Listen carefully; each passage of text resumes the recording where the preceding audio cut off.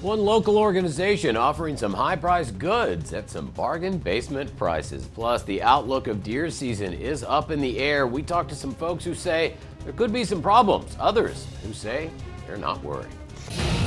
Live from St. Joseph and Buchanan County to Andrew, DeKalb, and Donovan counties, this is News Press Now at 9 on Fox 26 KNPN.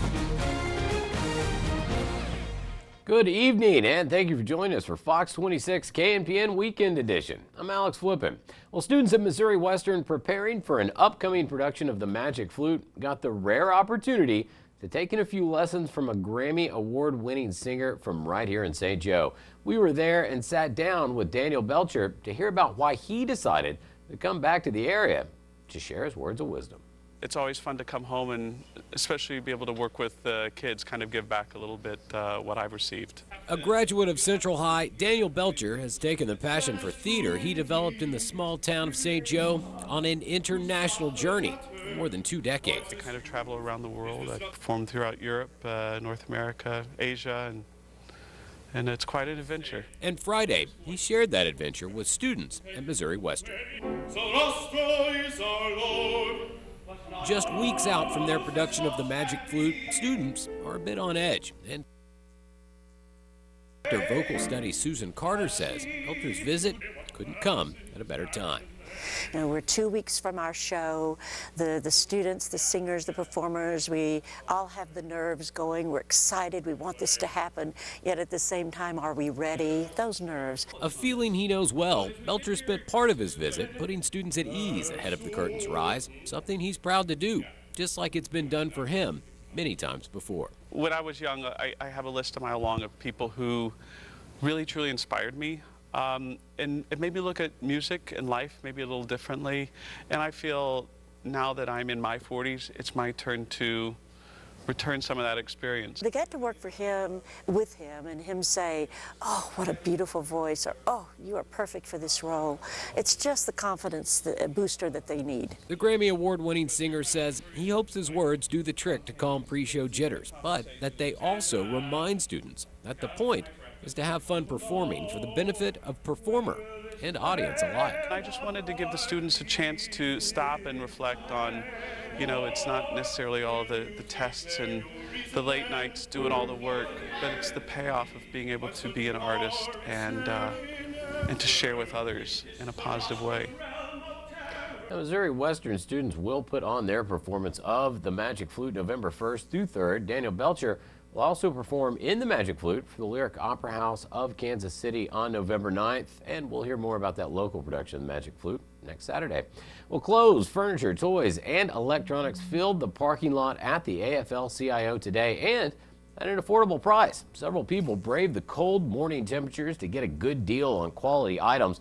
The AFL-CIO held their 3rd annual parking lot sale today. Hundreds of items, including lots of excellent name brand clothing, was available to people at cheap prices. All of the items were donated by people in the community, and it was all tax deductible.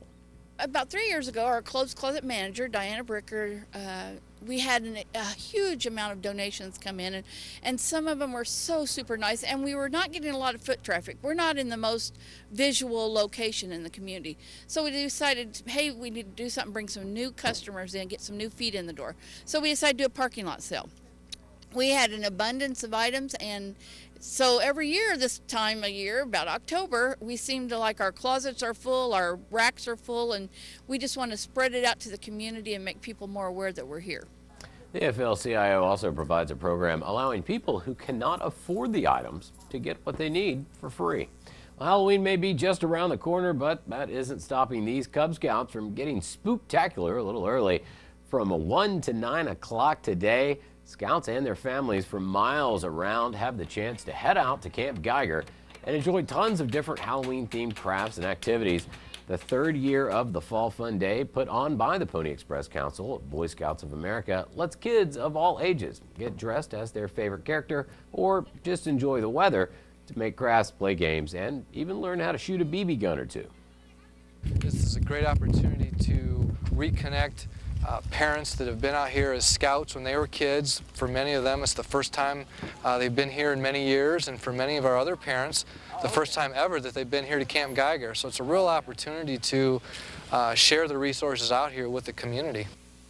Well, you may go for the fun, but you stay for the scare. Camp Geiger got a little spooky tonight around 6, starting with a costume contest, followed by a haunted trail ride after dark, and, of course, a haunted house. That looked like a lot of fun. We did get up into the 60s today. Now as we're heading to the overnight hours, temperatures are dropping off. Currently we're seeing temperatures around that 48 mark here in St. Joe. Maryville, you guys are around 52, but we will start to see them dropping as we head into your overnight hours. So here's a look at just what we're expecting to see. By 6 a.m. I expect us to be in those upper 30s, but the winds that we're going to be seeing overnight are going to continue, and we're going to be seeing some wind chills associated with our morning hour temperatures, making it feel more around that 29, 28 mark for the cooler weather that we have coming in. But as we do head towards your afternoon, we will be warming up to about 69 for your high. Tomorrow is going to be the warmest day of the entire week. I also have some rain chances to tell you about this week and some cooler temperatures as we head towards midweek. I'll have that for you here in just a bit, but for now, back to you, Alex. Well, rifle season, it is approaching, and hunters in northwest Missouri may see a deer population in short supply. Fox 26's Andre Hannon visited the Big Buck Classic Gun Show and talked to some prospective hunters about this issue. Even in an off year, hunters shoot more deer in Missouri than in many other states. But it may be a little more difficult to find deer this fall. The population is down after a severe outbreak of hemorrhagic disease in 2012. There's been a lot of concerns with the deer population, what that's going to do. You know, I really expect a strong harvest this year. Don't think that we'll see a lot of change. They mentioned that last year, and I am from northern Missouri, and we really did not, as far as deer hunting, we did not really notice that much of a difference. I saw just a 12-point buck running around the other day, so, I mean, I think they're coming back. Another cause for the decreased population is the long-term effects of liberal hunting regulations and the drought. We have limited this year the number of antlerless permits that you can use in that county during the rifle season, and that is to use 2 antlerless permits for those counties, and that's kind of in response to that and several years of studies into the deer populations in those counties. So we have changed regulations a little bit. It's not in every county. The question is, will the shortage of deer change how hunters go about their business? A lot of people go up north a little bit, but quite a few people are a lot of different hunters around here, you know, and they hunt from a little bit everywhere too. Actually, this year I'm just looking for some younger ones so I can have some food for the fall. I'm Andre Hannon, reporting for Fox 26 KNPN. More than 10,000 deer were lost in 2012 due to the outbreak of hemorrhagic disease.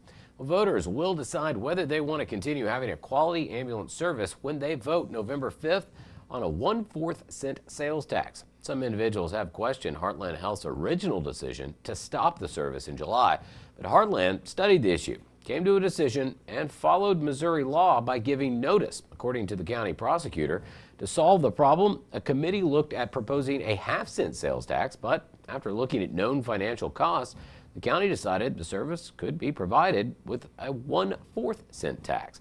The tax would generate about $2.7 million, which would allow the county to cover current losses and develop a small reserve for unexpected expenses. The county will appoint 10 new members to become the board of the Regional Emergency Medical Service Authority, or REMSA, and an elected county official will become the 11th board member. And REMSA, which is a not-for-profit company, would run the ambulance service.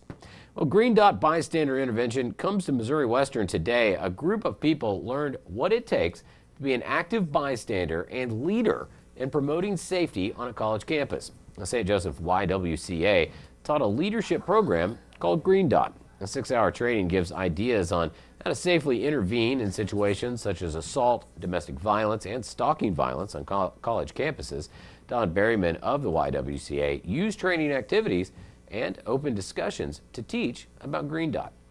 Today I'm going to work with the students on becoming more active bystanders. We're going to talk about how to intervene as bystanders, stay true to who we are, stay safe. So often people believe that they have to just jump in and do something or do absolutely nothing. So we're going to talk about ways to intervene and still stay safe. Green Dot has an office on the campus at Missouri Western to allow the YWCA access to students and staff. Well, a September attack on a New York motorist by a biker gang prompts another arrest. The continued investigation and its results. Plus, gun rights advocates head to the Alamo to let their voices be heard. We hear what they have to say in 60 seconds.